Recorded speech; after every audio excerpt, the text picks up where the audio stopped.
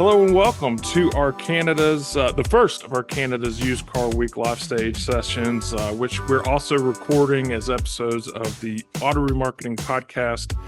I'm Joe Overby, Senior Editor of Auto Remarketing, and joining me today is Blair Earle, who is the Managing Director at IAA Canada. Blair, great to see you again. Sorry, thanks for joining us on the live stage. Hey, Joe, good to be here with our great customers and partners. Thank you. Absolutely. Well, wanted to just talk to you about a variety of things going on in the auto industry, but we'll start kind of high level.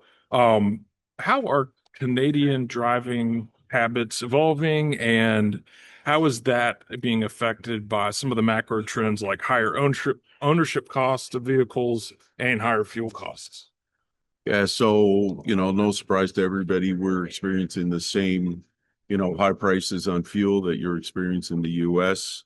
And we're seeing some consumer behavior changes over the past 6 months, especially reduced driving, and also some conversations going on at some workplaces about, it's costing me twice as much to drive into work. Instead of coming in 4 days a week, I want to come in 2 days a week. So those conversations are happening.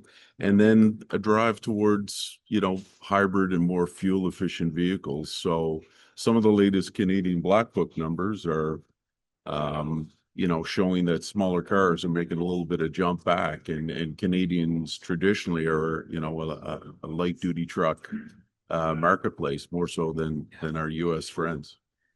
And the affordability of the vehicles themselves, how is that, the challenges around vehicle affordability, how has that impacted purchasing behavior, vehicle choice? You mentioned the types of cars that customers are buying. How does that impact perhaps like new versus used, that sort of thing? Right. So, some great information from the Canadian Finance and Leasing Associate and from a recent report from Deloitte in Canada that 73% of Canadians think, new cars, the price is too high, and it's not even in their circle of brands to consider a new car. And then 8 of 10 Canadians, the research that they did show that they expect their payment to be $750. And really, the average is $880. So they're not really considering it as an option. And I think what we're seeing with some of the behavior by not just by consumers, but by dealers and manufacturers, is there's more incentives and more interest rate action on the hood of a car and the hood of a truck now. So it's really tough for Canadians out there. Mortgage rates have come down a little bit, but over the past couple of years, the renewals have come up, and people are concerned as their number one cost. It's almost been double the percentage rate that they were paying before. So it's really affecting the availability of cash for the Canadian consumer to spend. And speaking of availability, part of what's driving up, imagine some of the affordability and just overall issues is, the supply, the other side of that coin, vehicle supply. Still 2026, we're still dealing with fallouts from pandemic with supply shortages, chip shortages. How is that manifesting in Canada? What are some of the aftershocks that are still being felt in the used car market here in terms of supply?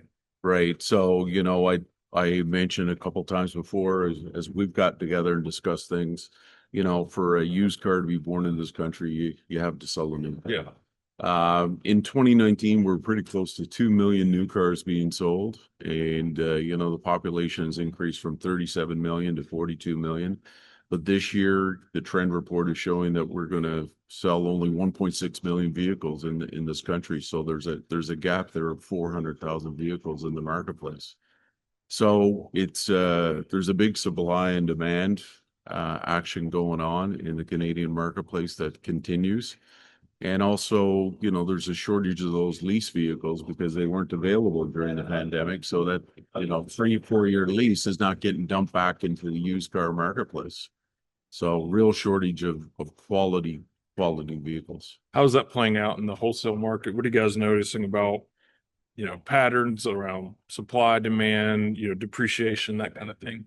Yeah, so the whole car market actually has stayed really, really strong because of supply and demand. The good quality vehicle is more in demand than ever before because of the discrepancy between new and used and what the consumer is willing to pay.